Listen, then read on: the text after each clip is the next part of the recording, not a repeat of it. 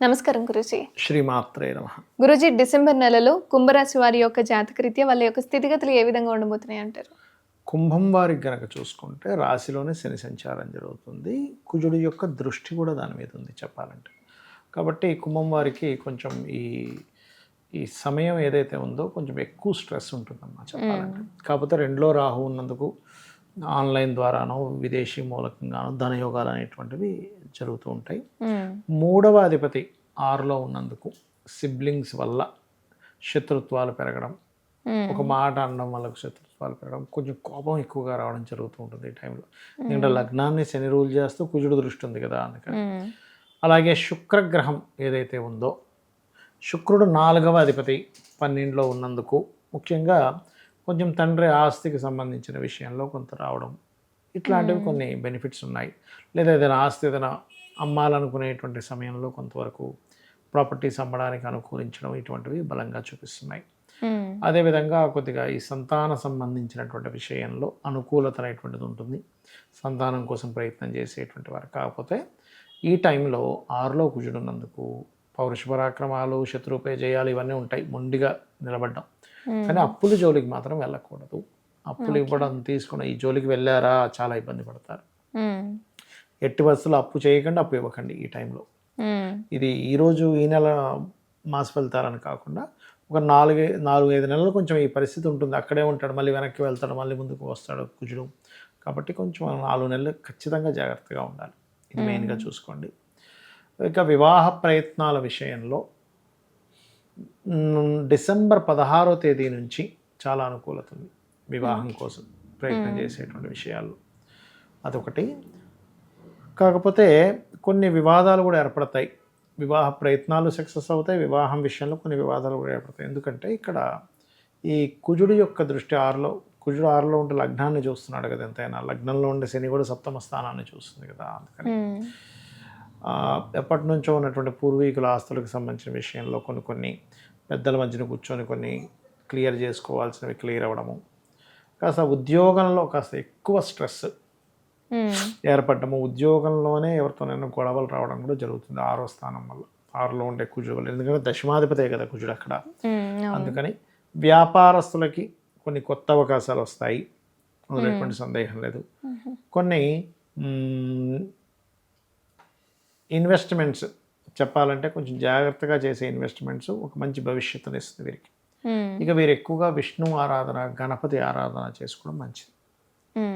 ఇక వీళ్ళు ఎలాంటి రెమెడీస్ చేసుకుంటే మంచిది అంటారు వాళ్ళ జాతకాన్ని కాస్త మార్చుకోవడం కోసం? అంటే ఏం లేదమ్మా, ఇక్కడ నిత్య జీవిత స్థానము అంటారు, డైలీ లైఫ్. అక్కడ వచ్చి కుజుడు కూర్చున్నాడు అంటే డైలీ లైఫ్ స్థానంలో ఎప్పుడైతే మార్స్ ఉన్నాడో, మనం చేసే డైలీ లైఫ్లో అనవసరంగా ఎక్కడైనా అగ్రెసివ్గా అవుతున్నామా అనేది చూసుకోవాలి. కొంచెం కుంభం వారు చూసుకుంటూ రెగ్యులర్గా మీకు దగ్గరలో ఏదైనా గోశాలు ఉంటే ఒక్క క్యారెట్ అయినా తినిపించడం ప్రాక్టీస్ చేయండి, లేకపోతే బెల్లం ముక్కైనా గోవుకి తినిపించండి. లేదా ఇక్కడ మాకు దగ్గరలో గోవులు లేవు అనుకునేటువంటి వారు కాళికా అమ్మవారి టెంపుల్కి వెళ్ళడం, లేకపోతే ఒక్క 5-10 నిమిషాలైనా ఓం కాళికాదేవి నమః అనుకోవడం చేసినట్లయితే అన్ని విధాలు బాగుంది. గురూజీ, అలాగే కొంతమంది దగ్గర జాతకం అనేది ఉండదు, కొంతమంది చూపించుకునే సిచ్యువేషన్స్లో ఉండరు. మరి అలాంటి వాళ్ళకి ఉద్యోగానికి సంబంధించి రావాలి అన్న ఏం చేయాలి అంటారు? అంటే ఒకటేనమ్మా, ఎవరి జన్మజాతకమైనా ఉన్నది అంటే 10th లార్డ్ అంటారు. అంటే దశమాధిపతి బాగున్నాడు, వాళ్ళు ఏమి పెద్దగా కష్టపడాల్సిన అవసరం లేదు, 1-2 సార్లు అప్లై చేయగానే వచ్చేస్తుంది. దశమ స్థానం పాడైంది అంటే అప్పుడు జరిగే ఫలితం ఏమిటి అంటే వాళ్ళకి ఎంత ప్రయత్నం చేస్తున్నా ఉద్యోగం సెట్ అవ్వదు. ఇక్కడ 2 విషయాలు ఉంటాయి. కొంతమందికి నిజంగానే ఉద్యోగం చేసే యోగం ఉండదు, ఇంకొక 10 మందికి వీళ్ళు ఉద్యోగం ఇచ్చే యోగం ఉంటుంది వీరికి. అలాంటప్పుడు వీళ్ళకి ఉద్యోగం రాదు. ఆ విషయం తెలుసుకోవాలి. చాలామంది ఆ విషయం తెలియక నా జాతకం బాగాలేదు, నా టైం బాగాలేదు అనుకుంటుండే, కానీ నీ యోగం అది కాదు. చిన్న ఎగ్జాంపుల్ చెప్తాను చూడండి. ఏసీ రిటైర్ టికెట్ మీరు వెళ్ళి వేరే దానిలో కూర్చుంటారు, ఈ టికెట్ ఇక్కడ చెల్లదంటాడు. మామూలు రిజర్వేషన్లోకి వెళ్తే ఇది నీ టికెట్ ఇది కాదయ్యా అంటాడు. అరే నేను చాలా ఎక్కువ అండి దానికంటే కాస్ట్, ఇక్కడ కూర్చుంటా అంటే ఒప్పుకోడు. అరే వేరేవాడు ఇక్కడ కూర్చుంటాడు స్వామి, మీ టికెట్ అక్కడ చక్కగా ఉంది వెళ్ళండి అంటాడు. అలాగే వీళ్ళకి ఏంటంటే వేరే ఒక 10 మందికో 100 మందికో 1000 మందికో ఉద్యోగం ఇచ్చే యోగం ఉంటుంది. అలాంటి వాళ్ళు సొంతంగా స్టార్ట్ చేసుకోవాలి.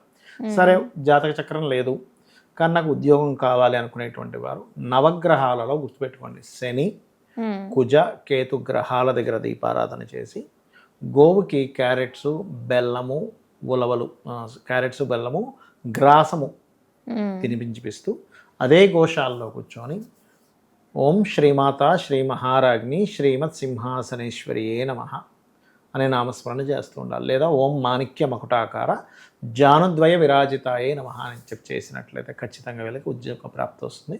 అది కూడా నమ్మకంగా చేయాలి. ఒక 40 నిమిషాల నుంచి 1 అవర్ చేయాలి. అలాగే అంటే వివాహం చేసుకోవాలి అనుకునే వాళ్ళు, లేదా ఎన్ని సంబంధాలు చూసినా సెట్ కాని వాళ్ళు ఉంటారు, లేదా సెకండ్ మ్యారేజ్ కోసమైనా సరే వాళ్ళు ఎటువంటి ప్రయత్నాలు చేస్తే మంచిదంటారు? ఒకటేనమ్మా, ఇక్కడ ఏంటంటే వివాహం అవ్వట్లేదు అంటే ఇక్కడ చాలా కారణాలు ఉంటాయి. ఒకటి ఆలస్య వివాహ యోగం ఉంటుంది. రెండవది అసలు వివాహం అయ్యే యోగం ఉండదు కొంతమందికి. అది చాలా రేర్ కేసు. 1,00,000లో ఒకరికి ఉంటుంది అలా. ఇంకొంతమందికి ఏంటంటే ఎందుకు ఈ జన్మలో ఇంత వివాహం కోసం ఇంత తపన పడాలి అంటే పూర్వజన్మల్లో మంచి జీవిత భాగస్వామి వచ్చినా కూడా వీళ్ళు నెగ్లిజెన్స్ చేస్తుంటారు. అందువల్ల ఇబ్బంది అవుతూ ఉంటుంది.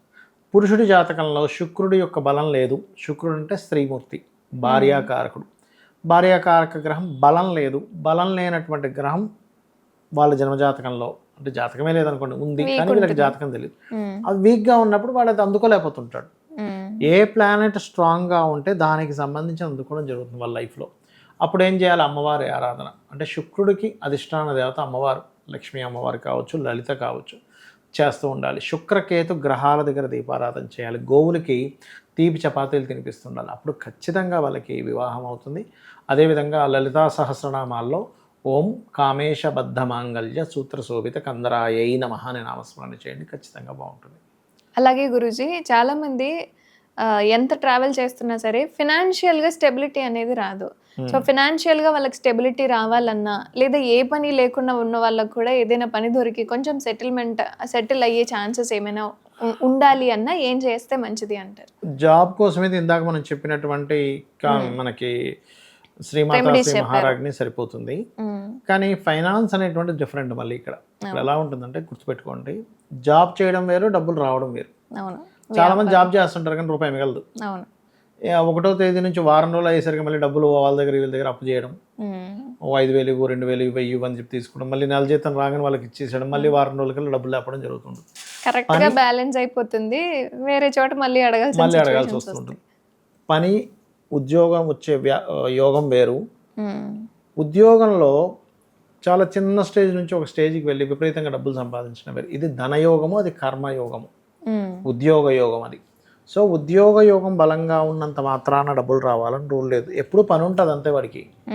కొంతమందికి ఎప్పుడూ జాబ్ ఉందండి అంటాం. గవర్నమెంట్ జాబ్లో చిన్న జాబ్ చేస్తాం, ఎప్పుడు జాబ్ ఉందంటే ఉంది, కానీ డబ్బులు రావాలని రూల్ లేదు అక్కడ. కానీ ఉద్యోగ యోగము బలం ఉండడము, ధనం రావడం రెండూ బలంగా ఉంటాయి కొంతమందికి, అది వేరు. ఇక్కడ ధనమే రావట్లేదండి అంటే ఎప్పుడు ఉద్యోగం చేయాలని రూల్ లేదుగా, వ్యాపారం చేయొచ్చు, ఏదైనా సర్వీసెస్ చేయొచ్చు, ఉంటాయి. అప్పుడు వాళ్ళకి దాని అర్థం ఏమిటంటే పోయిన జన్మలో ఎవరికి రూపాయి కూడా పెట్టలేదు ఆ జాతకుడు, అందుకని ఈ జన్మలో ఆ యోగం లేదు. అప్పుడు ఏం చేయాలి? అమ్మవారి నామాల్లో ఓం సంపత్కరీ సమారూఢ సింధుర వ్రజ సేవితాయై నమః, లేదా ఓం ధర్మాధ్యక్ష ధనాధ్యక్ష ధన ధాన్య వివర్ధినియే నమః. ఇవి చేయాలి మెయిన్గా. ఇవి ఎంత చేస్తే అంత బాగుంటుంది, గుర్తుపెట్టుకోండి. సో ఈ మంత్రాలను పఠిస్తే కొంచెం అంటే ఏది లేని వాళ్ళకి కూడా ఏదో ఒకటి వచ్చి స్టెబిలిటీ అనేది వస్తుంది.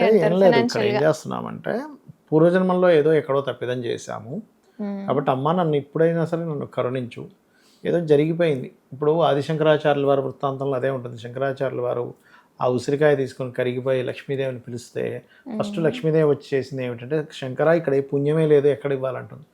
బ్యాంక్ బ్యాలెన్స్ లేకపోతే మనం చెక్ తీసుకెళ్తే వాడు ఎలా అయితే డబ్బులు ఇవ్వడో, మీరు ఎన్ని చేసినా పూర్వజన్మల్లో పుణ్యం లేకపోతే రావు. పుణ్యాన్ని ఇచ్చేటువంటిది కేవలం గంధముతో అమ్మవారిని ఆరాధించడము. అంటే ఇక్కడ ఒక చిన్న లాజిక్ ఉంది.